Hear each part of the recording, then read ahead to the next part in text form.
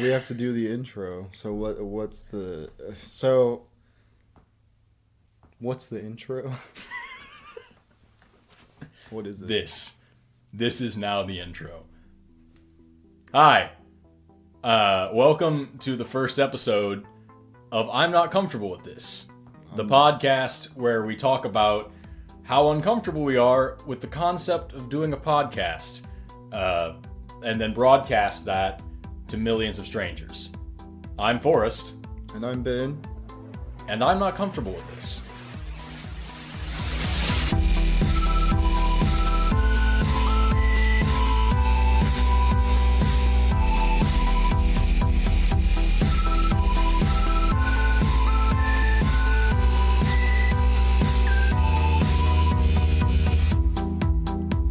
I swear to God, I'm keeping that. It's gold, baby. So how should we start the show? That is the question. So like the what I wanted to do is I wanted to have a very public, very honest conversation about like the hang-ups that I have with starting something like this, because I've been asked a lot to do a podcast. As I've grown an audience on TikTok, I've had plenty of people want to do a deep dive into whatever topic. They never specify. They just say a podcast. Oh, yeah. And you would cover many things, presumably science related. Probably. Yeah. And that's not out of the question. Right. But like the fact of the matter is, it's really weird. And the first reason why, like the thing that I think is the most, probably one of the scariest things, is imposter syndrome. I don't understand why anybody would want to hear my opinion on anything. Makes sense. Yeah. Well, you do a lot, though. I do a lot of things. You do a lot of things and you say interesting stuff. Sometimes. And then other times I'm just like, Durr! It makes sense. Well, so when you're an interesting person, you don't think you're an interesting person. Because if you did, then you would just be an asshole. So... That's fair. So I think that's part of imposter syndrome. I'm not an expert in imposter syndrome or financial advice. But how many? That's another thing. Is how many warnings am I gonna have to put on this and be like, I am not an expert on this topic or this topic. Please don't take me seriously when I talk about these things. Please don't isolate this one bit I did because I thought it would be funny and then disseminate that across the entire internet because I'm actually a good person. You have this amazing podcast with thousands of listeners and you've got the one clip of me being like, yeah, I'd kick a baby. I'd kick one. That's what goes viral. So you're going to say what I had to learn, because I did...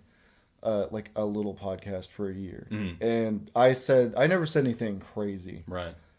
That I can remember.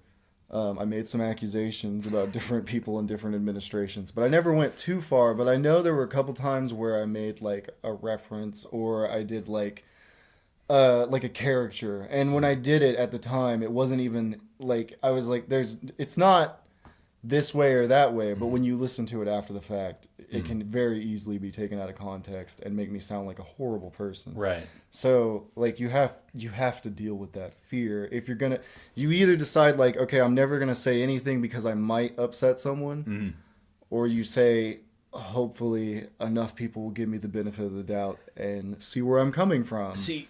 And that is terrifying. And that's such a good point, though. Yeah, like it keeps me awake at night. Yeah. Like, am I destroying my family's future? Yeah. Because I want to do certain things or have a certain type of career. And that's the thing, like with everything else that I talk about, like I am confident in debating science. And discussing it and disseminating scientific information. I'm confident in talking about religion. And even though I know that's an offensive topic, I'm somewhat confident when it comes to politics, because even when I am out of the loop, I haven't had NPR on for a week or whatever, I feel like I can speak just from a logical standpoint, if not an informed standpoint. You know what I mean? Right. With just talking about random stuff, it's completely out of my wheelhouse to just be recorded just being myself, in this capacity anyway. Yeah. And I can't help but wonder, what stupid thing I've got going on deep in my brain. And you're right that I would hope that people would give me the benefit of the doubt. But I also know for sure, because I'm on the internet, that if I say 2 + 2 is 4, there's going to be at least some small percentage of people that are going to be like, you fucking idiot. You don't know anything about it. How dare you? This guy really thinks... You're probably racist. And it's terrifying. Yeah. Because you don't want to be perceived that way because you don't feel that way on the inside. Like, you know, as an individual, where you stand on all of those issues for the most part. Right. And then to have them questioned, especially over something that you yourself said, is a terrifying concept. It's hard not to feel defensive about something that hasn't even happened yet. Yeah, and you can't, and if it did happen, you can't just be like, oh, well, that's not what I meant, because that's not enough explanation. Even if it's true. You can't unhurt somebody's feelings, even if that wasn't what went down. You know what I mean? Even if they should have never gotten their feelings hurt in the first place. There's still a consequence. Still can't take it back. Yeah. There's So still a it's consequence like, that you're responsible for. But if you want to say all the other stuff, you kind of have to deal with it. Right. And hope that you did the right thing enough times, because it's kind of a scale. Yeah. It's like a rolling thing where hopefully like what you did way back here one time doesn't affect all the stuff you've done for the rest of your life. Didn't Dave Chappelle do a thing about that? Where he was talking about dredging up something you said or did 50 years ago. Yeah, he hits on that a lot. Yeah. And I mean, like, look, he's a comedian. Right. So when I watch comedy, I watch it as comedy. I don't try to base any opinions off of it, and I don't try to judge the person saying it too much. Right. Because it's a comedy routine. I understand the backlash he got for it, but I also understand, I think, Dave Chappelle as a person enough. That's what he's going to say. Yeah. So I don't know if you can... change it. Yeah, I don't know. It's tough because we do live, and I know that this is something that, for lack of better terms, liberals and conservatives alike, which I know that's not the full spectrum, but just to say, people across the board, these types of thinking, talk about cancel culture, and both sides have some issue with it or another. And the main issue is that, and this coming from somebody who is incredibly left leaning. We tend to overcorrect.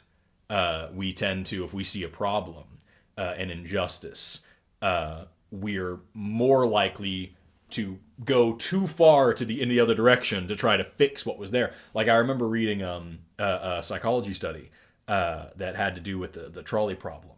There's 5 people tied to the track, and the trolley's going, and you could shove somebody in front of the train and kill them, but save the other 5. And people who identified as liberal or left-leaning were less likely to kill a person of color because they feel like they've done that enough, you know what I mean? But more likely to push, whatever white guy that looks like them. I should say, caveat there, it was left-leaning white people.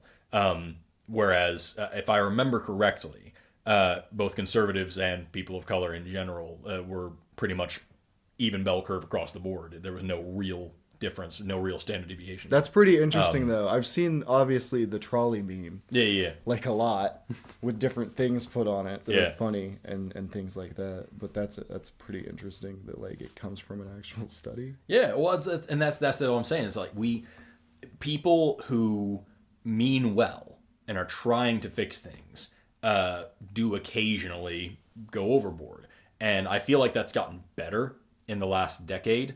I think that when we were in high school, it was pretty rampant with us. We were right on the cusp of like thinking socially in this way. Because I remember in middle school, if something was bad or unpleasant or uncomfortable, to say that's gay was incredibly common. And then we all started collectively being like, hey, maybe we shouldn't the say people that. who are gay don't want to be synonymous with the lesser, with the problem. Right. And we all kind of decided, like, there was no just moment where we all got together as a group of all the millennials, but I do remember that very quickly phasing out the second we started talking. People just kind of stopped. You were like, oh, that's not a good way to talk. It might actually be, The same thing with the word retarded. If you were, I put a weird T in there, but if you were putting, retarded. If you, like, I used to use that term when I was very young, because that's what everybody did. And it wasn't until I met somebody who was like, hey, I have a mentally handicapped sibling. That's a really hurtful term. Here's why. And now, it's very oftenly used. They've used the term the R slur because they don't even want to. And I get that. Yeah. I understand that. Were I not having a conversation about the word, I wouldn't even use it in the context, unless I was using it in some other term to say like held back or something. But even then, like why would you use such a term if not to be and that's hurtful? interesting because what we've effectively done is we've started policing our own language, so to speak. I think that's probably a dog whistle term. Yeah. But that's what they would call it, right? Right. Is you're policing your own language. Yeah. So like I wonder, is that necessarily wrong? I don't think If so. you're watching because we already monitor the way we behave in public. For right? sure. To like make sure most people, some people don't. I mean, I work at the mall. So I see all kinds of people. But for the most part, as a society, we try to monitor ourselves and behave a certain way in public. So Right. is that not just an extension of that process where it's like, okay, maybe I shouldn't act this way or maybe I shouldn't talk this way because it might actually have a negative effect on somebody that I don't even know. Yeah. And I wouldn't want to do that to somebody. And I wouldn't want that. And so it's like a self-reflection thing That's too. like the whole basis of like what I feel like modern morality is like then- this might fuck with somebody down the line that I'm unaware of. Might as well be safe about it. But then what does that say about the person who's just like, nah, fuck, no. I'm not going to do that. There has to be a limit. I'm not for sure. gonna do that. It's just I feel like people have different limits because like at the end of the day, like I have a big problem with the concept, and I know this is I don't even think this is a thing anymore. I haven't heard of this in years, but like people talked about like You sound old right now. yeah, right. I am, man. People used to talk about like safe spaces and things like this, especially on college campuses. It's still kind of a thing. Yeah, but like when you have a conservative speaker come to a college campus, someone who is repugnant and shouldn't be like Ben Shapiro, he's an idiot. I hate the dude. Like he's obnoxious. I think he should be allowed to go speak at a college. Yeah. And the people who believe him should be allowed to go see him. And everybody involved there should be met with serious criticism and questioning. But to shut that person down, say you're not allowed to speak, to scream over them, to invade the dorm or the lecture hall where they're at and shout them down until they can't speak anymore, that's like not helping anybody.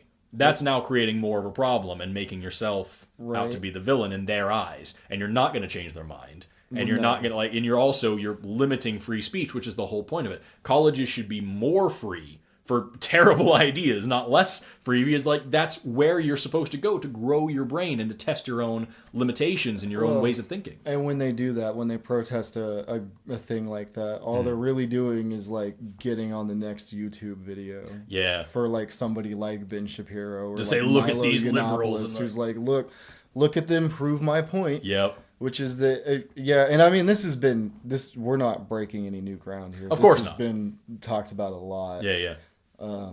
But I think like some of Sam Harris's podcasts were really good. Like if people want to go listen to somebody, Sam Harris is somebody fantastic. else, Please, click off from this and go look up Sam Harris. all of his stuff is good. Or if you like history, no. But Just start recommending podcasts. Yeah. That's the podcast. where we recommend other podcasts. The better podcast. You could be listening to any of these. No. So it's like it is like you are limiting free speech, which is bad. Which is bad. And then you have the other side of that argument that people bring up a lot, and I have no idea where I even sit on these issues, some of them, which is that like so if you don't limit the right free speech? Like, what if somebody had taken away Hitler's free speech? Right. How different would the world be? And it's like, well, I don't know. It's I obviously don't know. yeah. It's like You can't know. It's the same thing as like would you go back and kill him as a baby or something? Yeah, like it's that. that same conundrum, but it's like, but it does make me wonder, like, is there a limit? Like, is there a certain, because now Germany has the laws in place that they have where you can't talk about certain ideas. And even that. And like, it's a very narrow scope. It's basically just no Nazi stuff. Right.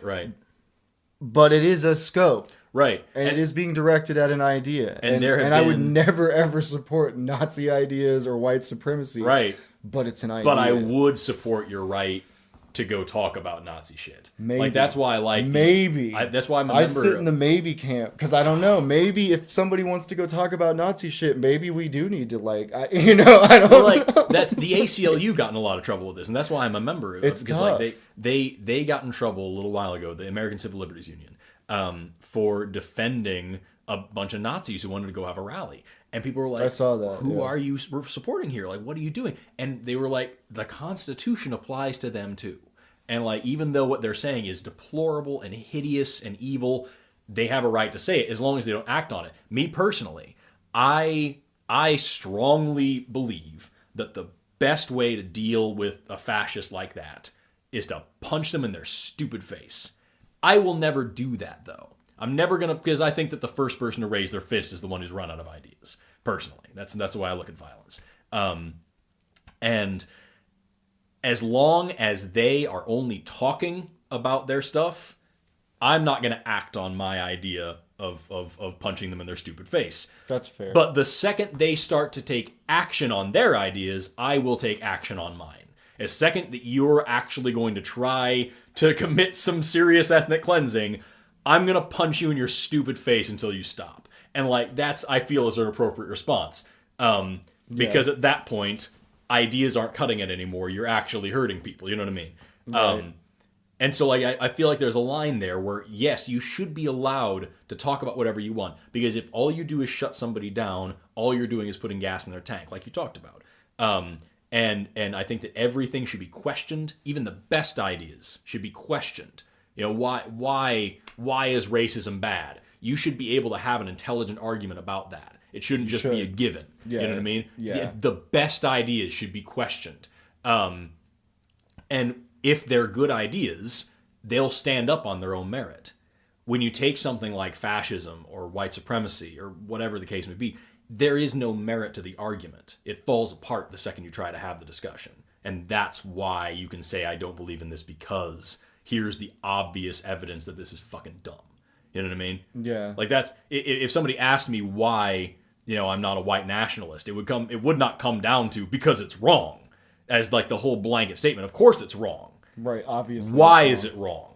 Here's A, B, and C why you're fucking stupid if you think that the where you were born and what you were born has any validity as to like what kind of a person you are, or you know what I mean? Like that's how I feel. Genetically speaking. Exactly. It doesn't really matter. It's a lottery, first of all. Right. First and foremost. Nobody picked this. Yeah. Nobody in their right mind would pick this. You get what you get. So, yeah, I mean that's pretty interesting. I would err on the side of caution and not limit anybody's free speech personally, but I do wonder. Yeah. And I will still probably wonder. I mean, I'll think about a lot of things for a long time. Right. And then I won't have to anymore. And that's another thing is that like it's important to point out that like I don't know what, but I know I am wrong about something. When it comes to, cultural social awareness, you know what I mean? Yeah. The fact of the matter is, I am still a mostly straight white man in Southern America. I have not been exposed to a lot of problems. I grew up very poor. I was surrounded by diversity, a very diverse friend group. I like to think I've been exposed to a lot, but by definition, I can't be. You know what I mean? And just in this sheer scale of the planet. Yeah. You're born into an experience and you have that experience. It's right. Not like, I have no idea what it's like to wake up in a country where there's bombs going off every day. For sure. But I even mean just in the smaller scale, just being here in America. I have no idea what it's like to wake up in Chicago. No. Which Chicago's actually great, but I don't know, man. There's not like fucking Delaware. Delaware is a hellscape. Delaware's not real. Have you ever met anyone from Delaware? Not a single time. It's not real. But I'm telling you, it's made up. The spy. For going any places that may or may not exist, you don't get to pick the experience or the shoes. Since I'm looking at my shoes, you don't get to pick the shoes that you put on. Yeah. Until eventually you do. But this is falling apart. My metaphor is not a good one. This is another What I'm reason saying why is- we should not do a podcast. Can't keep What on I'm topic. saying is, all podcasts fall apart sooner or later. Forrest That's the hope. is you Falls apart in a good direction. you don't know. Like you, that's another thing too. Is you don't know what other people are going through. So one thing that's really fun is to figure out like what other people who do things that you want to do is figure out all the bad stuff that happened to them before they became this awesome person. Yeah. Because you usually don't know about any of that. And Yeah. but it's there, and you can go find it. I remember reading something about that once, where somebody was like, you know, if you're ever jealous of someone's success, you also have to be jealous of all of their misery that led them to that place. Like, that's- Exactly. It's a crazy thing to think about. Yeah, because most of them have something Yeah. that happened, Yeah. and they didn't give in, and they kept But going. it built them. Because, like, that's... I forgot who... I think it was Epictetus who said that, like, you can't polish a stone without friction, and you can't, you know, improve a man without, you know, a trial. Yeah. And like, that's exactly how I feel. Because, like, most of the... I wouldn't say most. That's maybe that's not fair. A tremendous amount of the experiences of my early life, I wouldn't wish on anybody. But, like, I know Same. that they made me better, and they made me who I am, and they made me more compassionate to people who are going through it. And I also know that it could have been way, way, way worse. Yes. And because of that, I feel terrible even complaining at all. Yeah, You because know you, what I mean? still grew up like... Alive. Yeah, you still got to grow up. Yeah. You know, and it's like we had all the amenities. Because I didn't grow up with everything, but I had food, I had water, I had Yeah. clothes, I Yeah. had a school system. I mean, like, I had opportunities. Right. I still have opportunities Yeah. just because of where I live. Yeah. So it's that's always scary to think about. Yeah. Another thing that's terrifying is when you have a family and you think about, like, what if the opportunities went away someday? Like, something happens in this country and the opportunities are gone. What are you going to do with these people? Yeah, like, what do you do? Yeah. And I don't think people think about that enough. And it's like, Yeah. you could have an economic collapse whenever. That's not to get too off topic, but that is one of the reasons why I'm We so should do a very into, podcast like, on that. oh my god, let's start a podcast. Oh my god. That is one of the reasons why I'm so into the idea of social safety nets. Why I support universal basic income as well, because like Oh yeah, we could talk about that for a long time. that'd be a whole thing.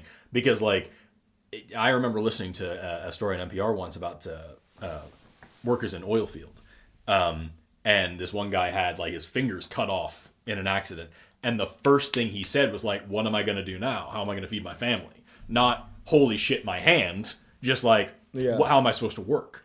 If you lose half your hand, the first thing you think about is your job. That's fucked. Like It is fucked. That's but it's not the cool. It's the reality. It's a reality for millions of Americans. It's a reality for me. If I were to have a terrible accident and I can't work anymore, I don't know what I would do. Yeah. Like because teaching science on the internet is not paying the bills presently. Right. And even if it was, if I was too messed up to do so, what good is it? Where's the income? Exactly. So it's a rough thing to think about. Back to the other thing, the main the point of the thing we were talking about. We had one. In all of this, the thing that scares me the most, and it scares me solely for the damage that it might do. I should put a caveat here. The thing that scares me the most is that for all my good intentions, for all my life experiences that I want to share, I know for sure that I'm wrong about something. And that even if I'm not, somebody's going to be hurt by anything that I say. And that sometime down the line, I'm going to say something stupid that if I offend somebody, fine. I'm offended all the time. That's not, Yeah, it happens. we'll get through that. We can talk about that. You're worried that you're going to say something that ends up being verifiably wrong. That's That's okay, though. I guess you can confront a fact, right? Yeah. And I can apologize. I mean, just like hurtful. I'm going to say something that somebody's going to take and run with, and it's going to be a problem. That I'm, ignorant of something, and because I'm ignorant of it, I end up hurting somebody. Or say something that's so objectively stupid, and I don't even realize it, that because of the culture that we talked about, it ends what otherwise could have been a fruitful career of helping people. Because that's the whole reason why I want to do anything. It's just to be helpful. And to think that I could screw that up.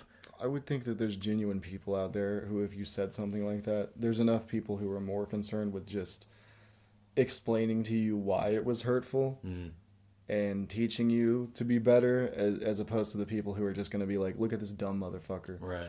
Because that's always what's been helpful to me, is when somebody doesn't say, like, you piece of shit, why would you say that or think that? When somebody says, hey, let me tell you how that makes me feel. Right. And then they come from a place as another human, and that's how you see them when they're talking about it. And so, like, I think that's where this is all going to go for the most part. Outrage culture, or whatever Fox News wants to call it tonight. Yeah.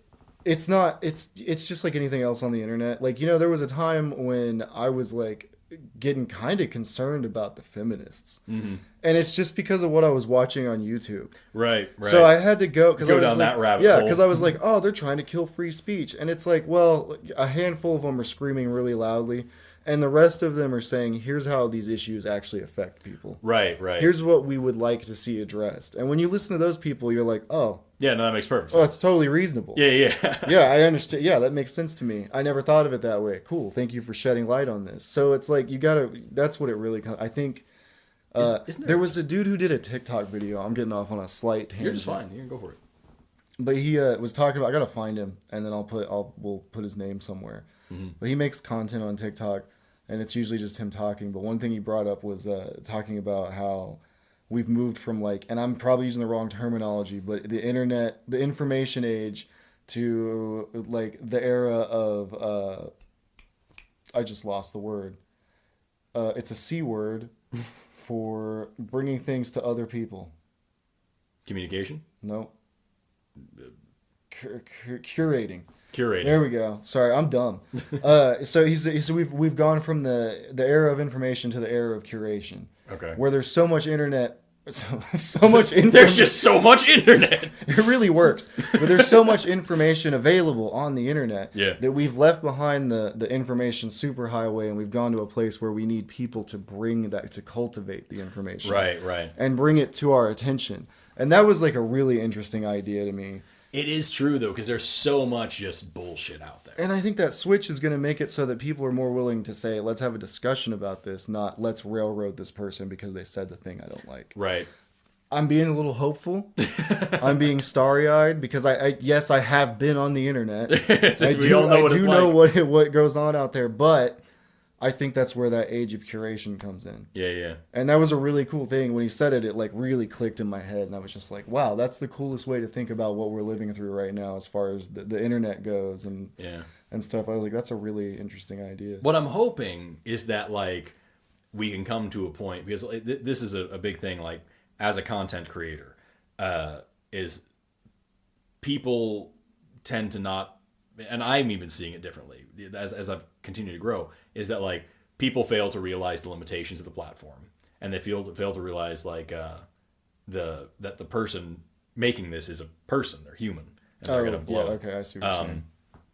And so, like, they can't get every possible thing in here. They're gonna misspeak. They're gonna have this problem, that problem. And I feel like as more, like, especially now with, you know, young people have so much access to these things, I feel like that's becoming more of like a given. Like, okay, yeah, no, that was weird. We'll talk about it. We'll do something else. But the issue is the flashing lights and bright sounds, the flashing lights and the loud noise and all these things do generally outweigh the reason and the thinking. So you have a bunch of creators who just post absolute bullshit, lie to their fans, just things that have no basis, you know, whatever. They say sensationalist nonsense. And it's the same reason the Fox News got big. They say things that sound really catchy and make no sense if you think about them for more than 1 second. But that's not what sells. People just want to hear the thing. And so when somebody else comes along and is like, actually, this is how this really works. You know, this is what, like you said, this is how this feels. This is how this affects people. This is what's true. This is what the statistics say, whatever it may be. That's going to get 500 views and a lot of debate. And the person who's like, blah, the Asians did this thing today, that's going to get 3 million views. And That's rough. It's rough to But live in that society. it is, because more people are going to see that, but it does still get disseminated. And then because of the way the internet works now, those people also get called out. So then people come on and they tag this video of this guy screaming about Asians, and they're like, what is this guy even talking about? Yeah. And the thing is, I still think, and maybe not, but I still think that the people who are reasonable outweigh the ones who are mad and the fringe. We've seen the fringe is more visible right They're the now, loudest ones, yeah. but it's still the fringe. Most people, they get up, they go to work, and they go home, and they eat, and they spend time with their friends and family, and they don't think about all this crazy shit all the time. I think more people are thinking about it now than ever because we have access to it, and we can see a video or a tweet or anything, a TikTok that sparks an idea in our head, and now we're thinking about a concept we never even thought about before. But like most people just don't have the time. Isn't there a term for that kind of thing, like it's horseshoe politics or something like that, where you have a continuum, you have a gradient of like the most extreme ideas over here and the most extreme ideas are, but it's bent into a horseshoe, and you only really see the points of both sides. That exact thing you just said is the thing. It's called like the horseshoe. It's called the thing you said. It's got a horseshoe conundrum or something. Yeah. But yeah, it is a thing. I think I learned about that in one class. And so like us sitting here and being like, these ideas should be talked about more. That's gonna be nothing. Yeah, but if we were over here freaking out. Yeah, if we went fully to the left or the right, or if we went even crazier and made up our own idea, like we're libertarian anarchist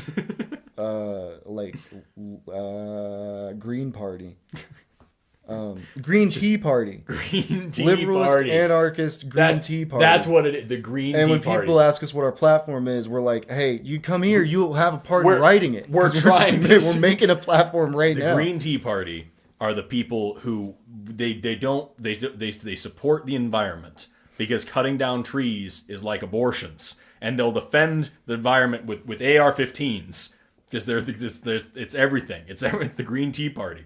They're gonna fight like it. They're anarchists. Actually can't even write the rules down. We're not, but we got them.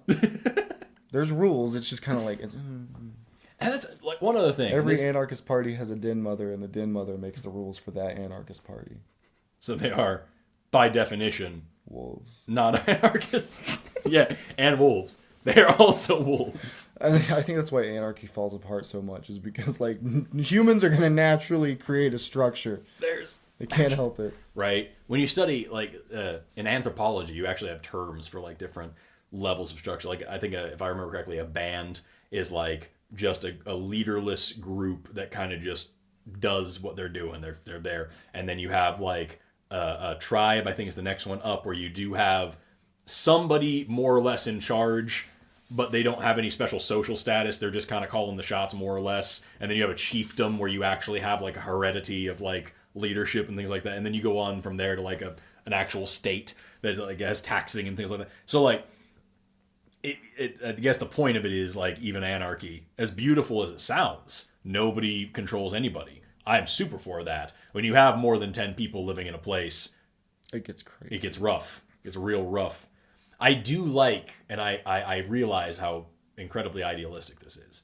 I do really like what Henry David Thoreau said, where he said that he believes that government is best which governs least, and when humans are ready for it, we'll be able to say the government is best that governs not at all. And like when humans have come to that point where we can kind of like get along with ourselves as well as each other, we won't have use for this anymore. I like that idea. Oh yeah, man, that's only like 10,000. A few millennia away. Yeah, it's right around the corner. People just can't wait to get along. That's all they're talking about up there. Every day I run into a new person who's like, I can't wait until everybody's just fine with everybody. It's not like I met 10 people talking about different conspiracy theories just in the course of one workday. It's not like that at all. Oh my God. Did I ever tell you about the time that I was accused? They were so serious. We were talking about, it was right at the beginning of the pandemic, and it was when 5G was coming out. Pandemic. The pandemic. It was when the 5G towers were going up and everyone was freaking out about that. Yeah. And I was explaining to some people that why that it's nothing to worry. I was explaining what electromagnetic radiation is. Because everyone's like, oh, it's radiation. I'm like, that's literally... First of all, they all are. It's light. It's what it is.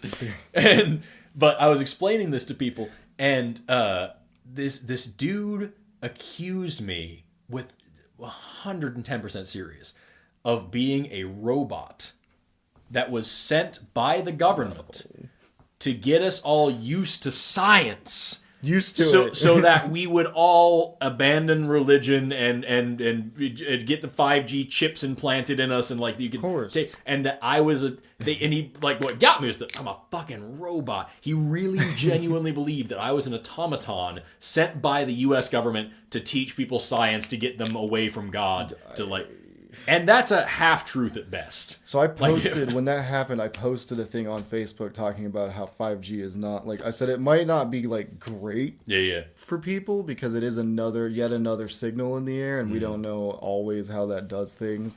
Right. We're getting hit with so many you wouldn't even know which one was causing a problem. Waterstein. You know what I mean? It's just that's the world we live in, and the background radiation produced by all the cell phone towers is still way smaller than what you get just from being on Earth and getting hit by the sun. So it's it's so negligible it doesn't matter. Yeah. But I posted something about 5G, talking about how it doesn't. I posted an article I think in favor of it. It's not causing COVID. Yeah. That doesn't make any sense. And I was kind of pulling my hair out in the thing, and then 30 minutes later, a family member who I don't really talk to or even know that well. I think she knew me when I was a tiny child. She sent me an article, and it's a YouTube video. Of course. So I'm so mad that I followed the link at this point because I was okay, fine. You want to do this? You're crossing your fingers that it's just a Rickroll, and you don't have to deal with it. Because the problem is first of all, what makes me so upset about it is I don't do this anymore, but I have somewhat of a background in telecommunications. I used to sell the phones. Yeah. And I had to learn a lot about how it worked. So people get so much wrong about phones, it's unbelievable. And those are people that aren't even making up conspiracies about them. But she sends me, so I go to this article, and it's this dude talking about, he's first of all, the YouTube video, the guy is claiming to be an ex-CEO of somebody, some MVNO. Now, if you don't know, an MVNO is a mobile virtual network operator. That just means they're like Virgin Mobile or somebody that piggybacks on a big carrier's network. Right. That's all that means. Right. So they use words like that, abbreviations and stuff, to try to make it sound he knows what he's talking about. He has some jargon in there. Yeah, but anybody who took their job seriously and sold cell phones can use the same words. So I was okay. And he's talking about 5G, and apparently he got fired because he wanted to tell the people the truth, and then he proceeds to just say a bunch of words over and over again that don't make any sense and don't mean anything. Just word salad. And so I went point by point and messaged her back and explained why this doesn't make any sense. And then I ended that with a wonderful COVID is a virus. Yeah. I said we don't know enough about it. Maybe it isn't that big of a deal because this was pretty early still. And I was maybe it's okay, but it's still a virus. It has nothing to do with the cell phone network. Yeah. If you catch COVID, it's because another person gave it to you. Not because your immune system was weakened because 5G got put up in California and you don't even have it yet in your state. So what? Yeah. But the problem is there's shit like that everywhere. Chemtrails? Oh, fuck. I feel chemtrails are a losing battle. You're not going to be able to convince enough people. But they see it. It's a cloud there in the sky. Yeah. Yeah, look, they're making clouds. And then you have that one video of the guy from Top Gear going to that NASA cloud factory thing where they were creating they did something and they made it they could make it rain. Some sort of atmospheric manipulation. Now, that's really interesting. Yeah. And they're using science to manipulate the atmosphere to bring rain to an area, right? And it's totally a thing that you can do. It's possible. I've never even heard of this. It's crazy. It's crazy. It's not obviously it's very small scale. Yeah. But they're able to water these crops, and they used all kinds of shit in Vietnam, to manipulate weather patterns. But it was mostly just blowing shit up in the sky and fucking with and it's not.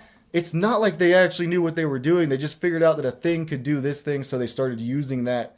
And they were already clearing the whole jungle anyway. Right. So, of course, like, if you're doing all this shit, it's going to have some kind of effect. Yeah. But people will point to us starting to understand how to manipulate things like that. And they're like, oh, see, they've been doing it for 1,000 years. And it's like, that's not how it works. What you're seeing is like the birth of a completely new concept. It's only been possible for like 10 years. Right. And you're pointing to that and saying, oh, they've had it forever. The government. Yeah, and the thing is that like the truth is so much more complicated and interesting than any conspiracy theory, but nobody cares. You know what gets me? I met a person once. It was while I was out. It was during the summer when Black Lives Matter was at its peak here in this part of the country. And I was out on a street corner, protesting. And this woman pulled up and went on her usual, thing about, oh, this is just the left. They're stirring up all this trouble to try to incriminate Trump and blah blah blah blah. Of course they are. Somehow or another, we got to that the stars are fake. They're all satellites that are put there by NASA to look like stars, and they're all beacons of something. That the weather and the chemtrails are all controlled by the government. And all these things. All of it. It's all the government. And you touched on everything from flat Earth to God knows what. And then of course she hands me the card, which they're all this same card. I've seen it so much. Lord, I wish I remember the name. It's the one who they say that like the days that God made the world in Genesis each correlate to a color, and that it's the rainbow, that it all makes sense, and like, this is how physics work. You know what I'm talking about? No. Oh my God, I've heard this I've 1,000 times. I've probably seen it. I'm shocked that you haven't heard of this. It doesn't mean I remember it. I forget a lot. It's bonkers. And every time I meet somebody who's just batshit insane, there's like an 80% chance they're going to hand me one of these freaking business cards. That's all about how like the colors of the Bible. I'm shocked that I don't remember this right now. It's been so long.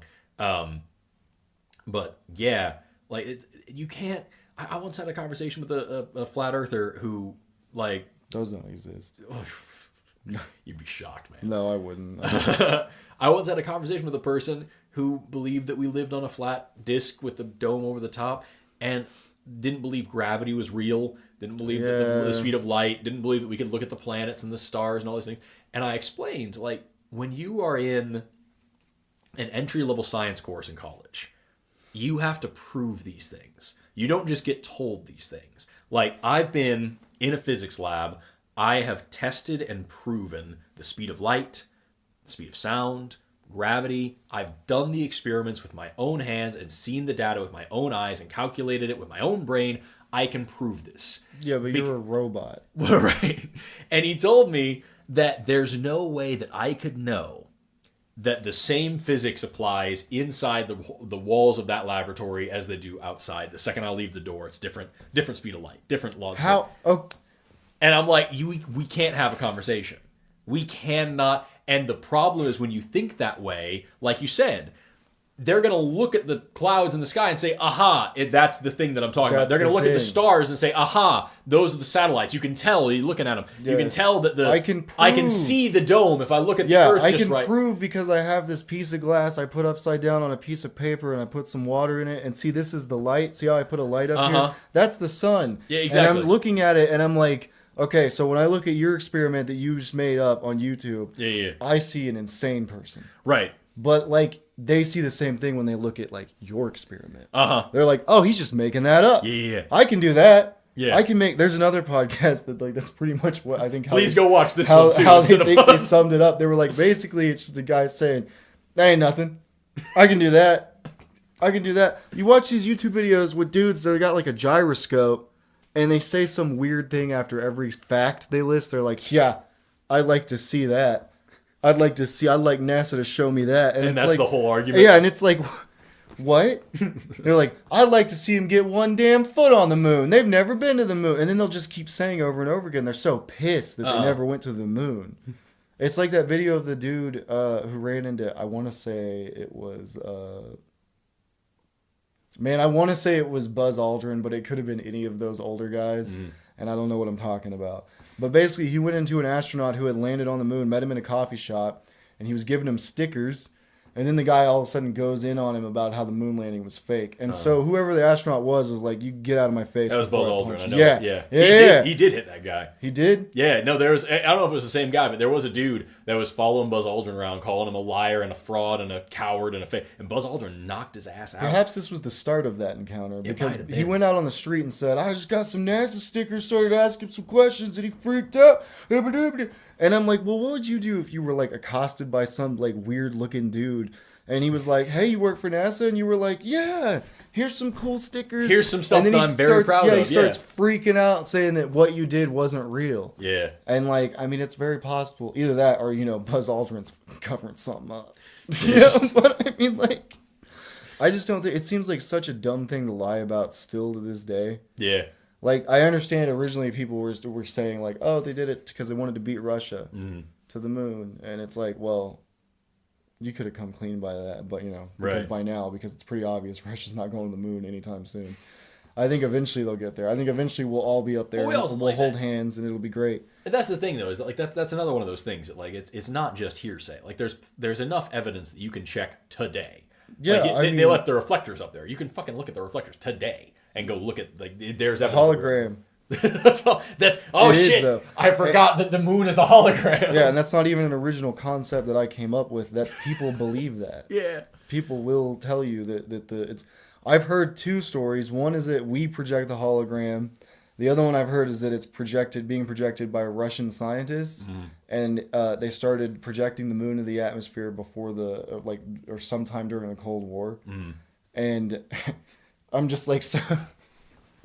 So all that shit about the moon before was just like made up. There wasn't a moon until the Cold War. There is like a lot of interesting stuff about the moon that you can't necessarily like come up with a good reason for, other than the fact that like that's what it is. Yeah. That's like like how perfect the moon is for us and things like that. It is kind of weird. Well, it's because, but we just haven't figured out the answers yet. And even that, like that's an argument that I get a lot. Is people are like, oh well, the Earth is so perfect for us. No, not for us. I mean, the moon is just perfect for the Earth. It's like in its position and everything like that. Yeah, well, that's like what I'm saying. Like the Earth and everything around, like the positions of everything that we are in right now. Fair. Okay. Yeah. Fair enough. I guess I'm like nitpicking. They're it's not like the same thing. You're fine.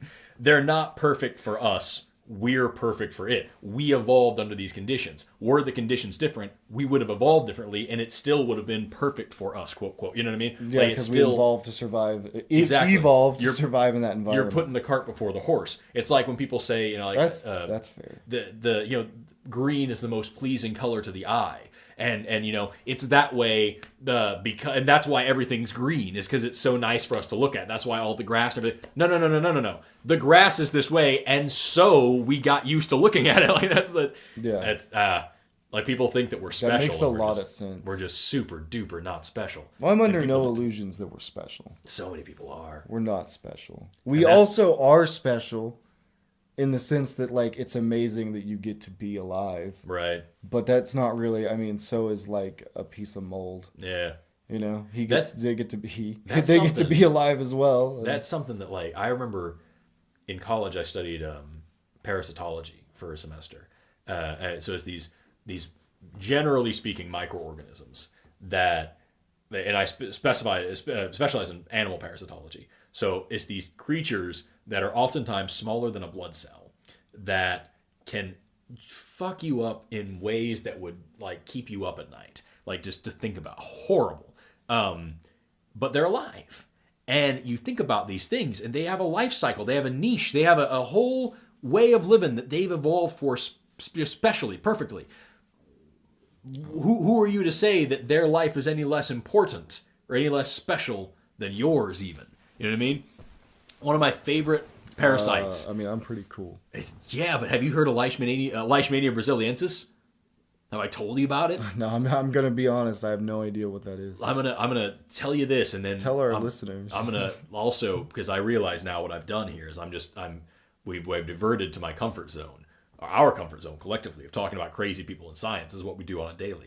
So whoopsie, whoopsie the podcast. Derailed it. Leishmania brasiliensis is a little flagella-having monster. It's this crazy long little creature with a little tail, and like I said, smaller than a blood cell. They're tiny, tiny things, and they come from Brazil, and they are transferred to you by a bug bite, and they get into your blood, and you won't know that you have them. You won't know that you have them for like 5, 10, 15 years. And then one day, you come down with a condition called mucocutaneous leishmaniasis, which is, in layman's terms, when the bottom half of your face rots off. What like the whole, fuck? all of the mucous membranes and skin all in here just starts melting. And it's insane. And if you ever want to have serious nightmares, go to like Google Images and look up mucocutaneous leishmaniasis. I'll show it to you after this, whether you like it or not. It's horrifying. Absolutely horrifying. And I don't know if I want to see that. You don't, but I'm going to show it to you. Okay.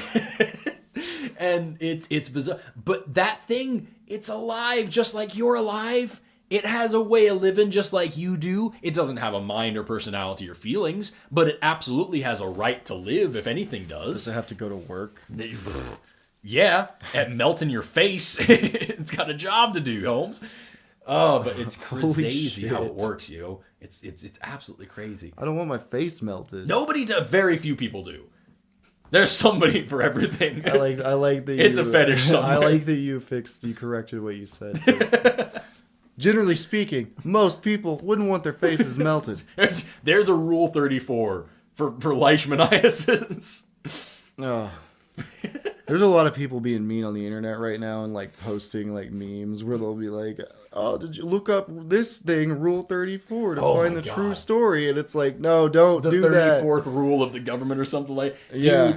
I remember it, and what sucks is that now I have to be a role model online as much as I can. You know what I mean? I can't be too crazy, but like I want so badly to like talk about like for all the crazy right wing, super straight, whatever else people are on fucking TikTok. What is the deal? Hang on, I'm gonna let you finish. Yeah. But then I have a question. I'll let you finish, but Beyonce had the best. But all these people, I want so badly to be like, hey, you know, like there is actually a political party it's like. You know, it's like QAnon, but not so crazy. And they're this party that's like really trying to get America back on track. And they're making the liberals cry and pucker their faces because they're sour, and so they're calling themselves the Lemon Party. And you need to go look them up. Or look up Lemon Party.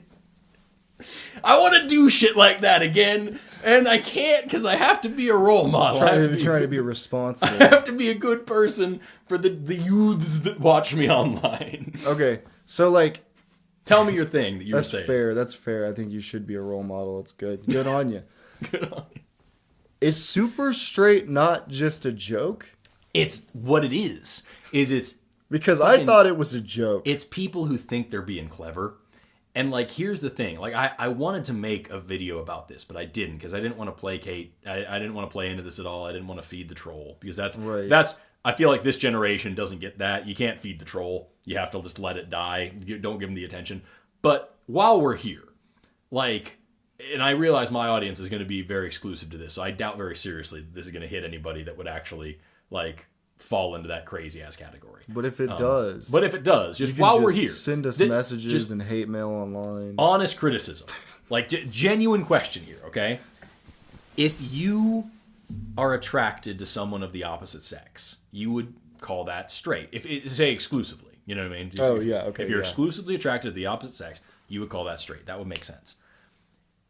If them being trans doesn't bother you, because we can all agree that trans women are women, trans men are men.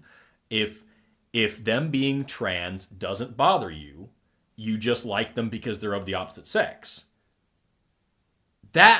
I would call that super straight. Is that I'm so straight that I don't care whether you're cis or trans. I like all women. And if you're just like, I only want cis women, that I would call like kind of straight. You know what I mean? You're only into some women. But if you like all women, that's super straight. You're doing the meme. Am I crazy? Am I missing something? I couldn't stop thinking about this the other day because I saw some shit about this pop up on my timeline again, and I don't know where the hell it came from. But like I think they have it backwards. Am I nuts? No, look. That does on an insane level. That does check out, right? Like that makes Because you're basically using the same logic that I would assume one would use when coming up with the term super straight in the first place. Yeah. So, like, I'm so not gay that even, like, you can't, like, straight people are gayer than me. So, like, what does that mean? I don't even watch porn with men in it. I only watch, but that's kind of gay. Sometimes I'm having sex with my wife and I look down at my own dick and how the whole thing's gay. It's not even, no, you know what? I only watch porn with men in it. I only watch gay porn because women like dick and that's gay as hell. I don't watch any of that. I'm confused now. Is this dude super straight or not? This fictional character that you just made up? He's so straight that what he only does he do with his stuff? What does he do with it? Where does it go? And really, that's what it all comes down to: is how worried are you about what somebody else does with their own genitals? Genitals, That's the thing that I made that. I think we got the rule right. It's no kids, no animals, and that's good. And like if they can't, obviously if they can't consent. Yeah. And that pretty much covers all kids and animals. If it's one or more consenting adults, then we're fine. It's probably okay. It's probably okay. Super straight, super gay, super. Can you be like super bi? What does that even entail? I don't know. Is that pansexual? You're super bi. No, because pansexual people, I think, would like. That's a really gray area, and I don't even think I should talk about it. I don't understand pansexuality enough to even talk about it. See, I thought I did, but every time I hear more about it, I don't. And I wish, like, I don't have the opportunity. See, this is what I'm talking about. This brings us back to the whole point of the podcast. I'm good at that. I don't. Thank you. Full circle. I don't have the opportunity with the platform that I have to talk to enough people who could explain who they are. Yeah. And like and show me the ins and outs of their own personality. Because I guarantee that I'm going to say or believe something that's going to offend somebody. And if I had the opportunity to talk to them, I know that we could figure it out. And that's not possible to do that with everybody. Yeah, it's very complicated. It's just not possible. And even now, I have a big enough platform that I can be exposed to those people, like, or rather, they're exposed to me. Well, it's like... I'm not exposed to them enough. Maybe. You know what I mean? Maybe, yeah. It's complicated. And you want to understand as many different kinds of people as you can, because or at least I do. I'm saying you in the third person, but like, I'm sure you do as well. That's one of the things I always, growing up, I always wanted to, like, I want to understand people. And I want to try to bridge gaps and figure people out and see where they're coming from, because I always felt like I was really good at it. And then you grow up and you realize, like, you can't build every bridge. Right. It is a project that involves everyone. Right. Not just two idiots trying to make a podcast. And we can't have that conversation with every single person, but maybe if we project that conversation out into the internet, we'll get enough good opinions and we'll learn enough about enough people. That's the hope. Because I don't think we'll ever stop being uncomfortable, though. There was I'm going to circle back to that, but like real quick. There was a guy that I saw on TikTok. He was a pastor. He's actually here from Oklahoma. He calls himself the pastor from Oklahoma. And he was talking about Lil Nas X and all this. Which, by the way, banger of a song. Banger of a song. Like, absolutely, it's a triumphant song. Really, and the video makes me smile. And the hate comments that this dude is getting are so fucking stupid that they might actually be carcinogenic. And that makes me laugh as well. But your words are cancer causing. That's beside the point. This pastor was talking about, loving LGBT people and how, his Christianity doesn't have to exclude people and that love is love. And he was trying to be as inclusive as possible. And he used the term lifestyle. He said, that lifestyle is okay. And that offended a lot of people because it's not a lifestyle. It's your sexual orientation. It's who you are in some degree. And the dude was an absolute boss about it. And he went to every single comment and was like, I'm so sorry. I didn't realize. I'm going to take that language out of my vocabulary. Thank you so much for teaching me. And every single one, he was like, thank you. Yes, I appreciate it. And that's awesome. And yet, I guarantee that there are people out there that you don't get a second chance. You know what I mean? You don't get a second that's chance. rough. Yeah. Yeah, but also the cynical side of me, whenever I hear about churches being more accepting of like anybody, the cynical part of me is always like, well, they got to put asses in the seats somehow. And I know that's fucked up, and I know that's negative. I and agree. I do a part of me, a huge part of me is like, well, you know, LGBTQ people, whoa. You had all the letters there. Yeah, I did. They deserve a place to go be spiritual just like anybody else, or worship how they choose to worship. They're allowed to believe in a deity. Like, all of that hits me, but then my cynical side is like, but why don't they understand that those people used to not want them? Why should they want them? Right. It's the same thing when I talk about like, man, I don't even know if I should. When it's when we'll say the Native American population being having anything to do with Christianity at all. Oh God, like, it's what they believe. Oh, excuse me. They believe in God, and that's and that's fine. That's their thing.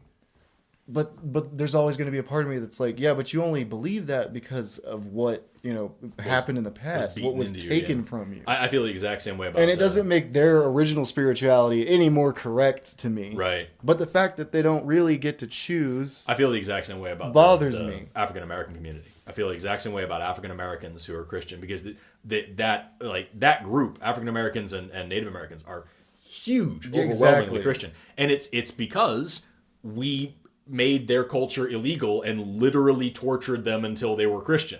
And then we erased the traditions that they had. You weren't allowed to have your religion. And so when you see, like, you know, a black church with a giant picture of a white Jesus, that's on purpose. You're supposed to be worshiping a white man. That's what's taught to you. You know what I mean? That's what was drilled into you. And the fact that now, like, obviously these are people who are living in the 21st century. Yeah. They're not, you know, in this exact same system.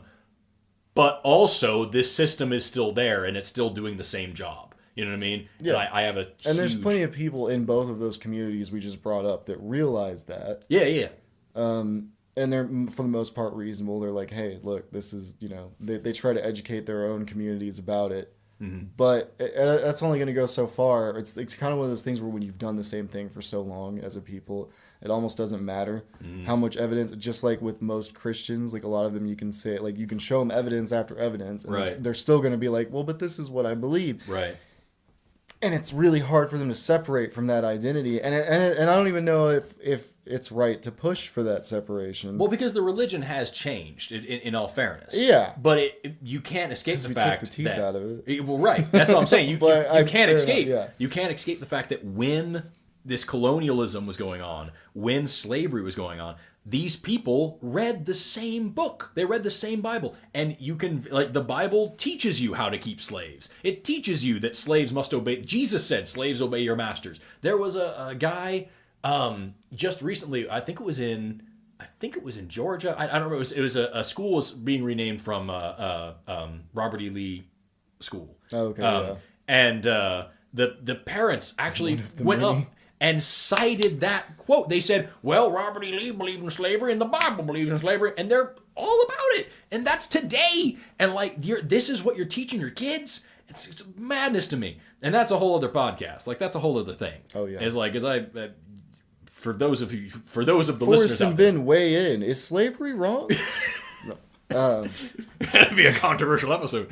But like, yeah, I'm, as you know, and as most of my listeners know, I'm very, very anti-religious, and that's one of the reasons why. Is because it is an oppressive system that's used for this reason, and the barbs, the termites dig so deeply into your culture that it's hard to get away from. And you can't act like all churches are horrible places. And like, of course not. There's plenty of good religious people doing good things. Yeah, exactly. There's also plenty of horrible ones doing awful things. Right. But and that's the problem, is it's very hard to separate the two things. It's very hard to say, I have a huge problem with religion, but I have no problem with religious people. Because that's the truth. Yeah, it's kind of like the same thing with, I feel like it's obviously they're different, but it's similar to being like, I have a huge problem with the military-industrial complex. Yeah. I don't hate individual servicemen and women. Oh, yeah, absolutely. I support the hell out of the troops. Yeah, exactly. Yeah, so it's like, you know, it is. I think it's very similar. Yeah, yeah. Similar footing. Because that is, you're absolutely right, because I could say that honestly. I very much support the troops. Yeah. I also very much dislike the military. Yeah. Like yeah. You know what I mean? Like I follow a guy on TikTok who is a veteran. He was a combat medic, and the way he talks about his experiences, the way he talks about how it affected him, the way he talks about his mind now is deeply compelling. It's moving. It's insane. Yeah. And I'm like, fuck the system that did that to you. Yeah. I'm so happy that you're here. I'm so happy that you're alive.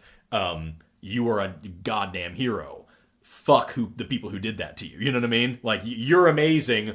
What you went through is fucked. And like that, it's very hard to separate those two. And it probably even if you shouldn't have happened. Exactly. Probably not. Based on our record, at least in our lifetime, I would say the military kind of does some stuff. Yeah. Maybe it should. That's another thing. It's like you can do the same thing with America. I'm a very, very patriotic person.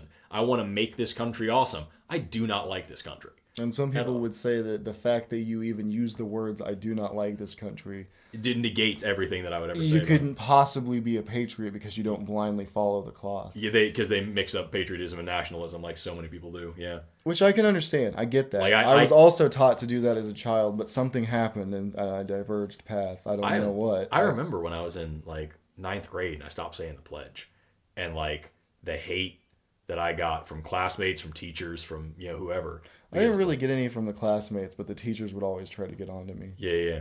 And it's like, I'm not going to sit here and pledge my loyalty to a piece of fabric, number one. Yeah, I also don't remember when I stopped. I just remember that one day I did, and then I never did it again. Pretty sure it was 9th grade for me, if I remember correctly.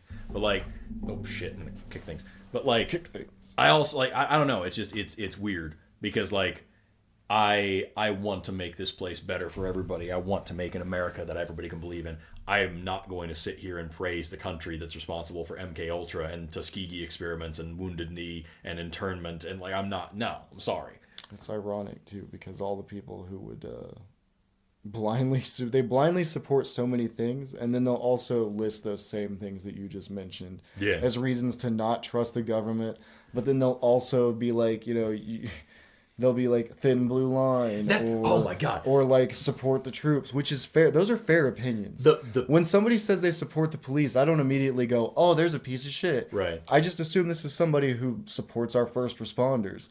And I like having a problem with the way policing is done in this country is not the same to me as respecting or disrespecting policemen and women. It's the exact same thing as everything else we were saying. Yeah. Like it doesn't, and people can't parse issues, and I think that's a big problem. Is they can't separate a thing from another thing. Mm-hmm. It has to be a total thing for them to or they get so polarized with like the left does this and the right does this that if you're like, actually I do think we should have police reform, and then they're like, so you think we should be communists? Yeah. What? No, I never said that. In fact, I don't think you can actually see me supporting the ideas of communism anywhere. And police reform at the same time. That yeah, doesn't make any sense. How's that gonna work?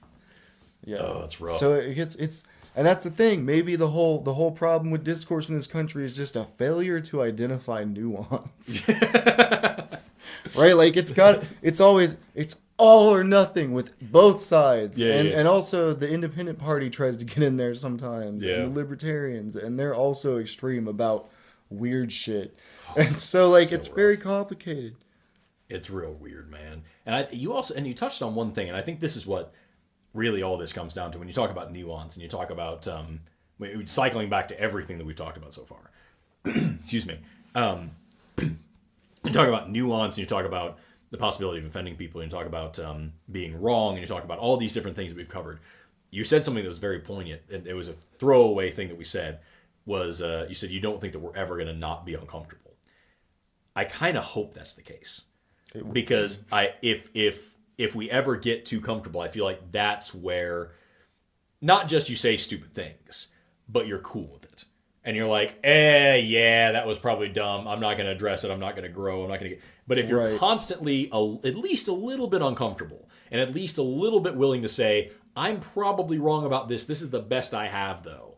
And you're... Another thing that we said at the very, very beginning was like, it's better to have the conversation than to risk...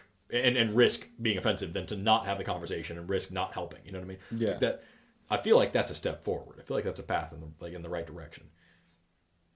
Better to risk being an idiot and potentially have a productive conversation than never have the conversation and never put yourself out there and never If be I helpful. if I hadn't already developed most of the tools I needed to see both sides of an argument pretty easily, I would have like definitely become a different kind of person. Yeah. Because I mean, like, especially with, when I became an atheist, a part of that was watching a lot of atheist stuff on YouTube, a lot of content on YouTube from different atheist YouTubers, Yeah. and taking it in and like thinking like, oh my God, first of all, just the fact that there was a community Right. That blows your for a mind. thing that I thought I was alone for most of my life. Yeah. That was crazy. But then you get these other ideas that intermingle because they're people just like anybody else and they have their own opinions. And then they all started jumping on the bandwagon, like the anti-feminist thing, Right. or like, cancel culture, things like that. They kind of jumped onto that, like, because it's a problem. It's a free speech issue. Yeah. Atheists feel very strongly about free speech because we've got to be able to say, hey, I don't buy your bullshit. And also because we've literally been tortured to death for speaking Yes. for most of history. Like, that's So like kinda I rough. had to separate those things and be like, okay, well these people are doing, they're using blanket statements against things like feminism and stuff. And then they're holding up these people like Anita Sarkeesian and things like that, which first of all, I still to this day think like she was just out of her element. Which one is that? She's a feminist blogger. She was really big in the gaming industry and like different pushes trying to talk about the sexism in gaming, which it's there. So if you're gonna act like I'm not sexist when it comes to gaming, but if you're gonna act like the community itself doesn't have some people who are Right, sexist, right. like come on, any Yeah. community first of all could have that. Yeah. And then like acting like gamers are like these perfect little angels that never say anything wrong I, on the internet. I dare you Like to get on Call of we Duty. were all on Xbox 360, Xbox Live. We know the kind of shit that got said. Yeah. It wasn't good. And even then, I never really I wasn't one of those people that would like be like, "Oh, you're not a girl, you're a boy," and all that shit. But I remember stuff like that going on. Yeah. And it's still a problem. Yeah. And I mean, also you have that aspect of like, well, like look at the way they dress like female characters versus male characters. Yeah. You can't look at that and say like, this is nothing. Yeah. You can't say it's nothing. Now, can you find a game where like dudes are dressed like that? Of course you can, because gamers are weird. Right. And people who make games are even weirder. And they'll do funny shit just to laugh Just to at do it. and just to hide it in the game. So like there's all kinds of stuff like that. But some of those, like what she would talk about, I was all like, it hit me the wrong way because I'm like, this isn't. She was just kind of like, I don't know, and I haven't heard anything about her in years, so it's not even relevant anymore. But like, I didn't like some of the things that she would say about a hobby I had, because I'm like, well, I think you're taking that a little bit too far. I'd be like, you're saying like we're all like this. You stuff. fell into the not like, all men. Yeah, almost, like, exactly. No, Yeah. I did. Yeah, exactly. 100%. Yeah. Because I'm like, I'm not like that. Right. And I'm a part of this community, and you're going to sit here and say it's like the Gamergate thing. And it's like, there's definitely things you can say about Gamergate where it's like, I think everybody was probably wrong in that instance. Like, it was a lot of weird shit going on, and it was people, like, in bed with each other. Like, I don't know enough about it. that's to speak intelligently, complicated. honestly. It's what it was. It was a complicated human soap opera that played out on the internet. Cool. It involved people. Really, the more I've looked at it, the more I'm like, well, this really should have just stayed between the people involved, and none of us should know about So it. it's just a bunch of people sleeping with each other. Yeah, it was just things that happened. It was adult life. Yeah. Like it's not great, but it's also. And then what it really comes down to for me is when I realized that this was a thing I didn't really give a shit about. Was that people were citing all these situations as like, this is a problem with the integrity of journalism in gaming or gaming journalism. And then I realized like, well, these are articles about games. Yeah. This isn't as important to me as the integrity in like the dude covering the presidency. Right. I want that guy to be like, let's worry about that before we worry about this, because this is entertainment news and we're having like a really complicated discussion about entertainment news. And so when that kind of clicked in my head, I really stopped giving a shit and I tuned out of the whole thing because I was just like, this doesn't matter to me. Yeah. Because at the end of the day, I'm not really that invested in the gaming community anyway. I just play games. Like, Yeah. it's literally just a hobby for me that I've like, it's kind of gone away from being the thing that I used as my coping mechanism. Yeah. I think a lot growing up because I didn't have a fun childhood. So I escaped. But now the idea is more to escape into the things that I want to make. Right. And- I can totally relate. And to I that, think yeah. a lot of the people that were arguing about stuff like that were still like in middle school and high school. Yeah. And when they get out of it, they're going to be like, that was dumb. That's another thing that like it's important to take into account is that the vast majority of the people who are on the internet that are going to participate in these discussions are children, or at least young adults. Yeah. Like, you're going to have a few older people that catch up. Like, it's sure. But, like, the vast majority of people that are going to be exposed to these things are between the ages of, like, 13 and 18. Yeah. And, like, and even, like, what sucks about that, and this is... It's a dangerous time frame. Incredibly patronizing, and I know it is. Yeah. I remember being that age, and I remember knowing everything. You know what I mean? And being able to look at anybody and immediately judge, and like now, yeah, this is right, this is wrong. Exactly, and I just knew everything about it. And like now, I look back, and literally like 1 year to the next, I was such a completely different person. Yeah. Over and over and over. Like 18-year-old me and 20-year-old me, night and day. 20 and 22, night and day. Yeah. 20 to 25, yeah, like, and now I'm 28, and I look back at 26-year-old me, and I'm like, that fucking asshole. Yeah, what the hell was that guy thinking? Exactly, and I love that. That's great. Like, I hate the idea that I would never not do that. I hate the idea of going a year or two and not growing as a person. But I feel like younger people haven't had the opportunity to really appreciate that yet and reflect on that. Yeah. Because you're still at that age where, you know, poop and stuff is still hilarious, and like it's, you can still Trying make... not to laugh at the word poop right now. That's what we can't tell them. But like, that's how hard it is to continue. But you're still at that age where like you're still a kid, and you're still forming your opinions about everything in general. And you want so badly to be an adult, and you want so badly to have these adult opinions, and you're gonna try, and that's fine. That's part of it. Yeah. You should be. But like, you don't realize like how behind the eight ball you are, and you won't know for a long time. And we're still probably finding out. I'm sure 40-year-old Ben is going to be really harsh on myself. I'm embarrassing the hell out of 40-year-old Forrest right now, for sure. But I also understand that. And so like, I try to go into everything that I do expecting to be embarrassed. Expecting to fuck it up. Yeah, okay. You know what I mean? All right. I'm gonna blow it. And that's advice that I try to give everybody, is like, go give yourself the gift of failure, because anybody who's never failed has never tried anything new. Sounds like we might be a little too comfortable with this, Forrest. Oh shit. Introduce some chaos. Is that how we end the podcast? We are now too comfortable talking about this. Change Change the topic. But on next episode, bestiality and its practical applications. Let's get uncomfortable again. Why practical? I need to know at least one practical application for bestiality. We'll cover it next week. No, we won't.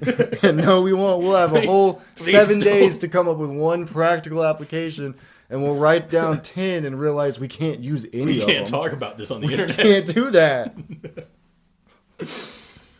It made my dog listen. No.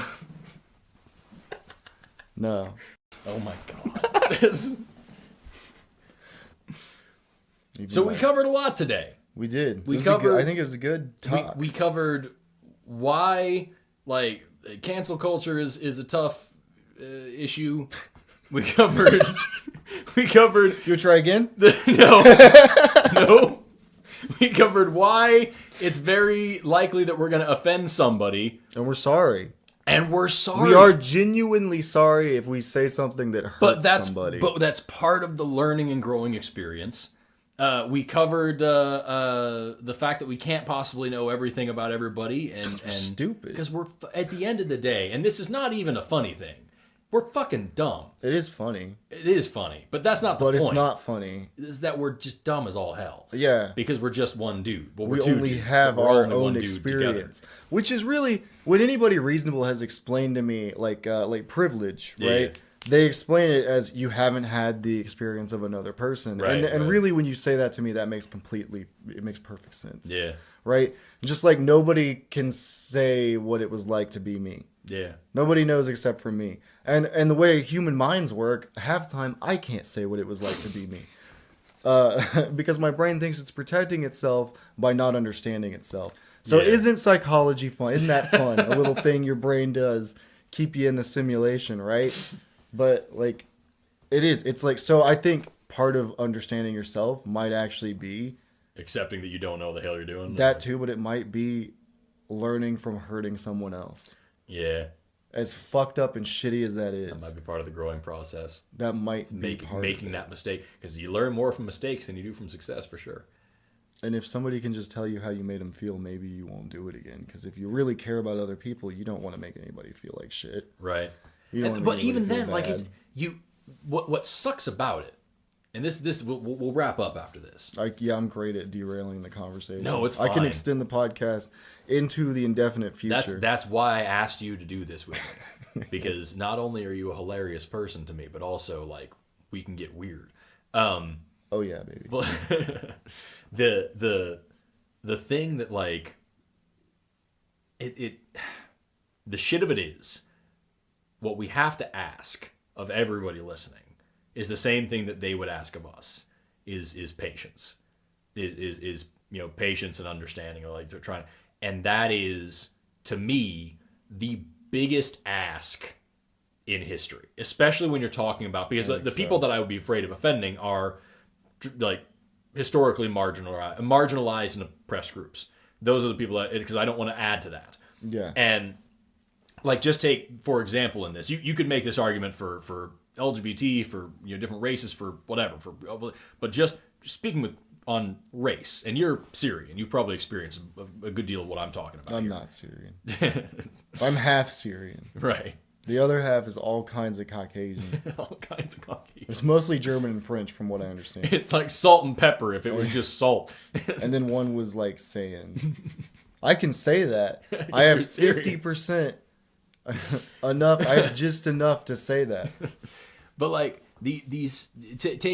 We talked about black people and Native Americans earlier on. Yes. Consider these people. Consider living in this country. The amount of patience that you have to already have to live in this country and not go insane. Because on the one hand, you are constantly, even today, as great as everything is today, you are still very much in a state of oppression and marginalized. The study after study shows it's incredibly difficult to get a job. It's incredibly difficult to get into school. It's incredibly difficult to get a loan. It's likely that you're born in a part of town that's been so pushed out to the side of society and gentrified and knocked out that if you're born in poverty, you're probably statistically going to die in poverty and pass it on to your kids. You're just shoved out. Like here in Tulsa, it's a great example. We had Black Wall Street, the richest black neighborhood probably anywhere in this hemisphere. And the government literally burned it to the ground with bombs. So you've got these communities that have been just pushed out to the fringes of society for hundreds of years. And on top of that, horribly over-policed. Yeah. And what happened then in that situation isn't even... I guess maybe at this point that would have been like 100 years, but that was... I mean, that's that was 100 years just for Black Wall Street. Black Wall Street was recent enough that there are people alive in where we live that could tell you about it. Exactly. So, like, that's a pretty big deal. Right. And so, like, there's you're in these communities, they're horribly underserved and over-policed, sent to prison by the busload so that we can get slave labor out of you again. Just insane. We could talk for days about the prison system. Oh, Lord, that'll be a podcast in and of itself. And so you've got this system, and here are your options. You can either stand up and fight and do something about it, and protest and scream and make a fuss. And when you do that, these people are going to say, see, look how wild they are. At the very least, you're going to go to jail for a little bit. Exactly. But like the society is going to point at you and say, look, see, they deserve to be on the fringes of society. Look how crazy they are. They deserve to be over-policed. Look at them burning and looting and murdering all day. Look at what they're doing. Or you can shut up and just try to suffer in silence and maintain as much dignity as you can. And then everyone's going to say, just ignore you. They're going to completely just look over it. You're not going to get anything fixed. Or you can rise up above it and be the change and defy all the odds and go get an education and get a dream job and rise up out of this. And then society's going to say, look, see, there is no such thing as racism. See, this person did it. This person figured it out. Why can't you all just be like this person? And then so you're just damned no matter what you do. So you just, like, the amount of patience that it takes to just with immense dignity deal with that and grow out of that and make actual societal change, to have that level of serenity, I can't imagine. But I can imagine if I was there, if somebody told me, just be patient, just trust the system, just, this dude said some dumb shit on the internet, just be patient with them, I would tear their fucking head off. So, like, the biggest ask is to, like, let us be stupid on a podcast and, like, try to teach us what we're wrong about. Yeah. And yet that's what's necessary. And I can't wrap my head around that. That's the thing. Like, that's the biggest problem that I have. I think there's always going to be people that are willing to show you, though. I hope so. No, there will be. I hope so. There will be. There will be. Right. So, and imposter syndrome is another thing. Is that we're dumb as all shit, me especially. And so, like, we have to get through that. Well, so, like, when I did my first little podcast I did a while ago, a long time ago, it feels like forever now. I mean, we were talking about politics, which I followed, but, like, I am not a pundit. I have no business talking about any of that. So I definitely felt like there were times when I was like, am I even doing this right? Like, does anybody even give a shit? Yeah. And only a handful of people did. But they genuinely did. Yeah. And that was enough to keep going.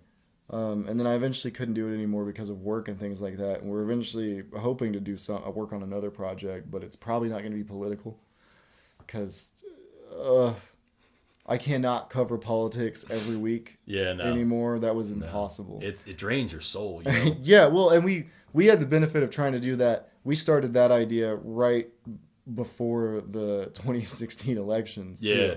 So it was like leading into that mess. Yeah. Well, like we all know what that mess was. Yeah. So like, but I do strongly believe which was an advantage and a disadvantage too. Yeah, by the way. It gets you the views, but also kills you. I do think, as Plato said, that, those who refuse to participate in politics will be ruled by their inferiors. So you have to participate. But, like, participating in it is very different than than giving your opinion and covering it. Like, ugh. I don't think I could do that again. It's like that. There's a guy on YouTube that I watch frequently. It's Tyler Baron Cohen something. I don't Sacha know. Baron Cohen. No, it's not Sacha Baron Cohen, but it sounds like it. But he's got. I know that guy. Yeah, it sounds like it. He's got 3 names and it's crazy. Let go. But like, just the thought of doing that every day. It's terrifying. Fuck that. And so we were just doing it once a week, and it became like unbearable. Yeah. Like it got to where, like, at first it was really fun and it was therapeutic to talk about all that bullshit and then get it off your chest and feel like you did something at the same time. But then every week, new stuff kept happening. Yeah. And that continued. And we just got tired of it. Guess what embarrassing thing happened today for the country? Yeah. That's it really, like, it got to the point where I was like, it didn't even faze me anymore. It's like, yep, of course that's what happened. And these are, we're talking about people dying and people suffering, and I'm like, yep, of course that's what happened. Mm-hmm. Yep, I'm still mad, but I'm not, like, shaken. I'm still mad. Yeah. What's fantastic is that Joe Biden won the presidency, and I'm still very upset. Because he's done dick. He's not gonna. He rolled back a few things and then did shit else. And that's the thing, is that I have people coming up to me and they're like, see, I know, and I'm like, yes, I know. Yeah, I don't like him either. Yeah. I didn't want him either. Like, completely missed the point. Because as much as I've always hated the ideology of voting not for somebody but against somebody else, that is exactly what I did this election. I would have voted for literally a child because Trump was a fucking bigger baby than that kid, I guarantee it. Like, it doesn't matter. And we just lost everyone. I don't give a shit. And that was the other thing about doing a political podcast, is there was no chance that I was going to ever put anything out that wasn't going to piss like 48% of Americans off. Right. And that's one of the reasons why I'm uncomfortable doing a podcast too. Because like I said at the very beginning, I am so fine with making enemies with science, with religion, a little bit with politics. I don't want to make any enemies when I'm talking about social issues. Yeah. But I'm gonna have to if we're gonna affect any change at all. You're gonna and, like, some. That's just so very alien to me that I'm gonna have to get over that and deal with that and, like, learn it. Like it's rough. And also the idea of every little thing not being perfect. The fact that we decided to do this today instead of waiting another couple of weeks because I was going to get a second microphone. Next podcast will have way better sound quality. We could have waited, but I really wanted to try to get this out by the end of March, and like it already wasn't happening. And you know what? As much as that bothers me, the fact that I put these two squares up and every other one is back and forth, but these two I fucked it up. That's bothered me more than anything for this entire hour and a half that we've been talking. So like, my special power is that I didn't even notice that. your special power. And now that you pointed it out, I'll be able to forget in a few That seconds. one above them too. This row as well. I really blew it twice. Man. So really everything we've even done is unusable. Click away. Yeah. Click away. We can't from even this. have this show because of the fucking Thumbs squares. down and unsubscribe. Dangerous territory. Do you have anything else you want to add before we wrap up? No, I mean, like, I think we loosely covered everything we were going to try to cover. Pretty much, in some capacity. I don't know how you want to end the show. I don't know if you want to just do a dead cut where we just eventually we'll just edit it and we'll just stop it somewhere. Just end it here in the middle of this. Yeah, sentence. and then we'll play a sound. Or if you want to leave on a question and try to engage the viewers. Have nothing intelligent to ask, except I guess we could ask, like, leave in the comments below what kind of other topics you might want to hear about. Oh yeah, that'd be cool. I know a few that I want to do. I want to do one. I want to talk about death on one. Yeah, so if there's anything you want two idiots to try to separate into understandable topics, you just let us know. We're here for you. And we'll babble about it for a good amount of time. Just know that we don't know what we're doing either. I have no idea. We have no idea. Thank you so much. If you stuck around for the whole thing, or if you just piecemealed through it, I understand. If you cut off 10 minutes in, I get it.